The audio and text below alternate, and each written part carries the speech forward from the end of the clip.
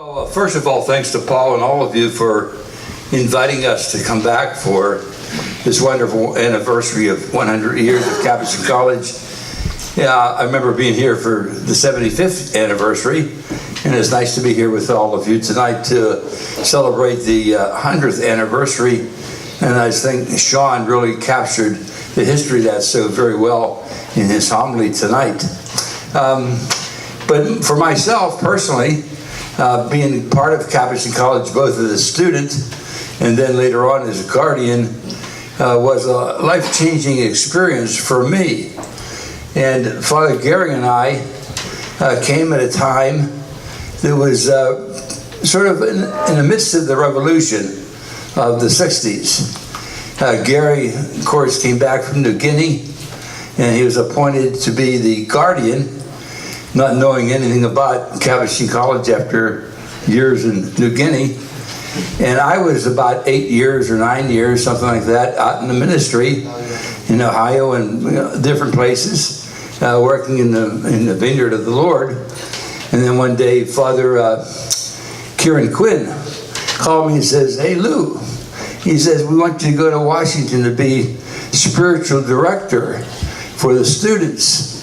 And I says, "What does that mean?" Because at that particular time, spiritual direction really was not on the books.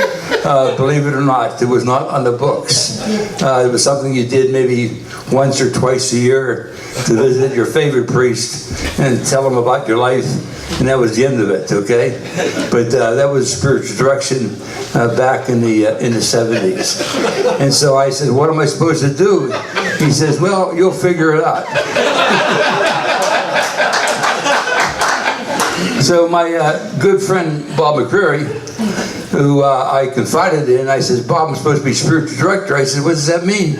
He says, "Well, I really don't know." He says, "But I got a spiritual direction, and that is Father Arthur Bestrada." And so I started to go to Father Arthur Bestrada, who was not a Capuchin, but lived over in Virginia. And he said, "Well, here's what spiritual direction is all about." So I learned spiritual direction on site, so to speak. And then I began to take some courses at the university and learned about personality and things of that sort. And then later on, I was appointed guardian after Gary left. And I didn't know what to do with being guardian either. That was a kind of a new experience. So the significant thing about both Gary and myself as being guardian, himself and myself included, was that we were the sort of among the first non-academic friars to be appointed guardian of Capuchin College. Before that time, everybody who was guardian was always in a high level of academics, and we were appointed guardian. And of course, we didn't know what to do either, so. And Joe was appointed my vicar, and then he was here for a year, right, Joe? And then you were called to Rome. In the meantime, we wrote a program for formation at that particular time. You were called to Rome. And then Peter Damian Wilcox, who worked at the Union, taught at the Union, and he and I were vicar, and we tried to make the program work together with other people in the faculty at that particular time. And there were a lot of problems and difficulties, which I'm not going to go into, but that's why I call it hazard duty, okay? Because we didn't know what we were doing. We just took the shots as they come along and continued to fire back, and that was the way they worked. But I think a couple of significant things that happened while I was guardian here. It was, number one, Father Ronald Lawler, and what I called his East Coast Mafia, which was a member of the Catholic Scholars, put together their catechism with Donald Wuerl. He told you about that a couple weeks ago when he was here.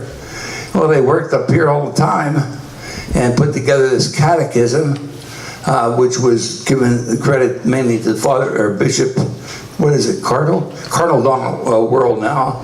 And they wrote the catechism pretty much right here at Capuchin College. And there were some pretty powerful people there.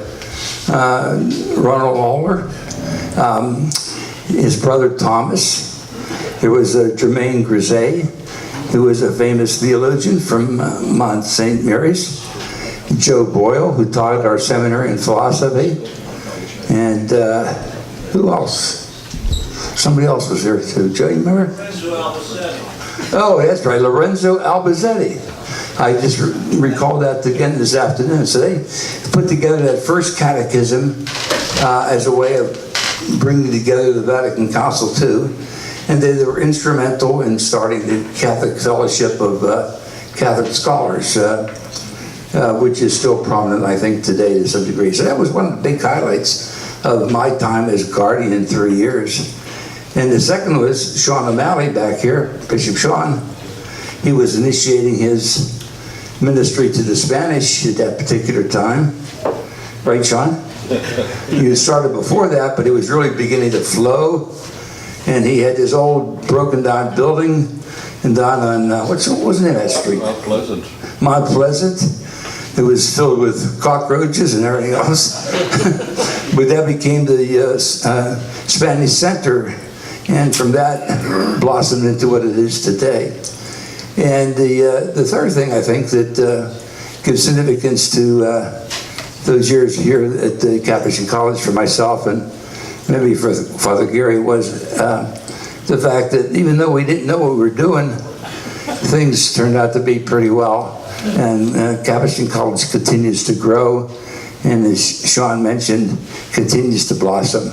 And we would hope and figure that despite the ups and downs, those are times for us to always grow in God's Spirit and to know God's love for us and be faithful to what He called us to. Amen? Amen.